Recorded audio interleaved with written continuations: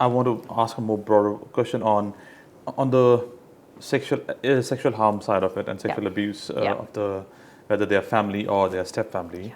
What are the again big chunky longer term issues, and in terms of their indicators like how is the education going for this young person, be how's your opportunity to have meaningful relationships with other people, how's the life of being a normal adult, just getting a house, getting a job, how does that normal life become so far-fetched or so accessible? That's a really good question.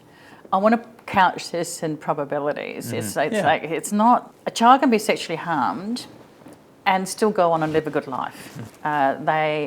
What happens to a child is just one part of who they actually are. They're far bigger than the sexual abuse, right? They're far bigger than what happened to them.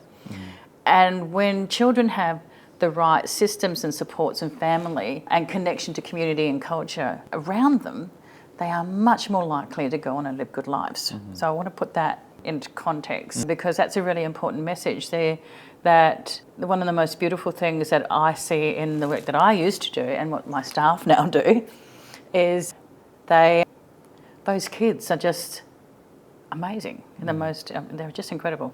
So I want to put that couching on that because I think there's a bit of a myth around, well, if you're sexually abused, you're going to go and harm another person. Well, that's not necessarily the case at all.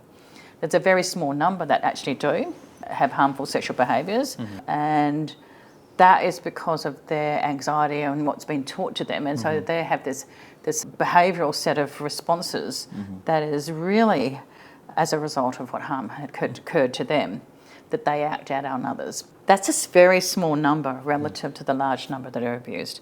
So the trajectory, if a child or young person doesn't get the support that they need and doesn't get the right support, doesn't help them have connection to family, culture and community with safe people, and who is maybe left in harmful situations, mental health issues, alcohol and drug, homelessness, really poor relationships, high risk of being in family domestic violence situations, poor relationship decisions. There is trust and safety issues. And which are all understandable in the context of what happened to them. I'm so anxious about not demonising, or putting a negative story around these kids